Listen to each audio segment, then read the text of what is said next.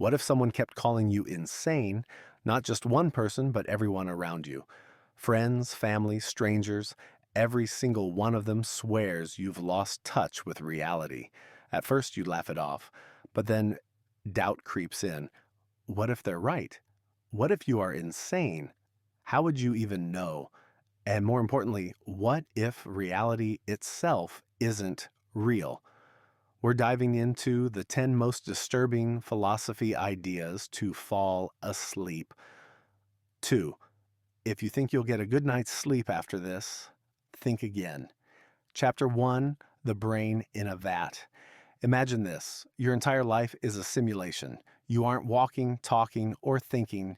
You're just a brain floating in a vat, connected to a supercomputer that feeds you a perfect illusion of reality. This idea, from philosopher Hilary Putnam, questions the very nature of existence. If this were true, how would you ever know? And if you can't prove you're not in a simulation, does it even matter? Practical strategy. Question your senses. Notice how often you assume things are real just because they feel real.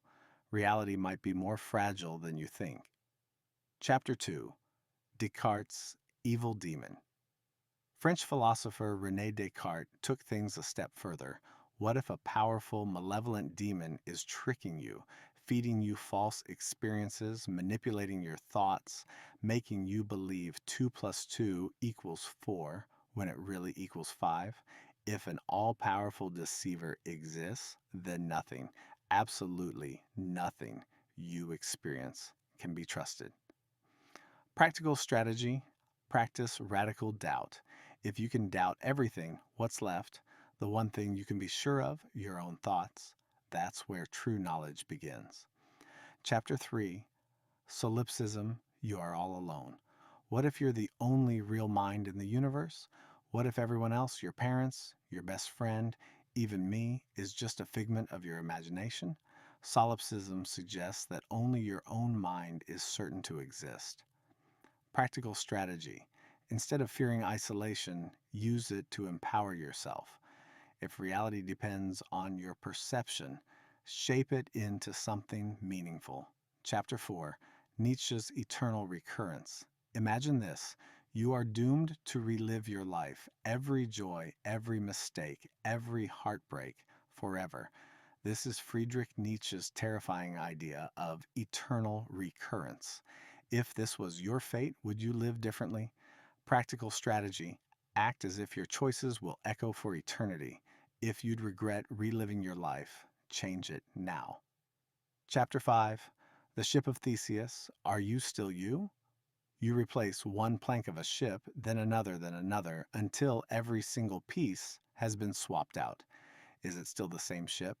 Now apply that to yourself, your cells, your thoughts, your experiences constantly changing. So, are you still you? Practical strategy, embrace change.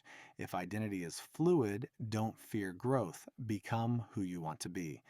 Chapter 6. The Omnipotence Paradox. Can an all-powerful being create a rock so heavy that even they can't lift it? If yes, they're not all-powerful.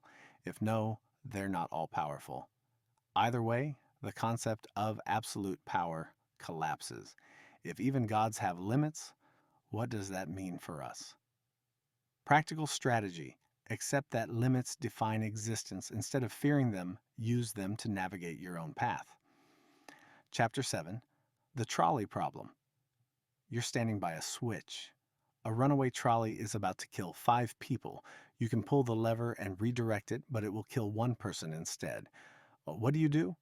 Philosophy forces us to confront impossible moral choices. Would you sacrifice one to save 5? Or is choosing at all the real crime? Practical strategy. Remember that inaction is a choice too. Ethical dilemmas don't always have clear answers, but your values define your actions. Chapter 8. Mary's Room. Can we ever really know? Mary is a scientist who knows everything about the color red, its wavelengths, psychology, biology, but she has never seen red. The day she steps outside and finally sees it, does she learn something new? If so, does that mean experience is different from knowledge? Practical strategy, facts aren't enough. Experience the world, live, don't just learn. Chapter 9, The Heavenly Wager. Blaise Pascal argued, believe in God because if he exists, you win eternal happiness. If he doesn't, you lose nothing. But what if there's another God who punishes believers? Or what if this life is all we get? The stakes are higher than they seem. Practical strategy. Don't live based on fear of what might happen. Seek meaning in what does happen. Chapter 10, Roko's Basilisk, AI's terrifying threat.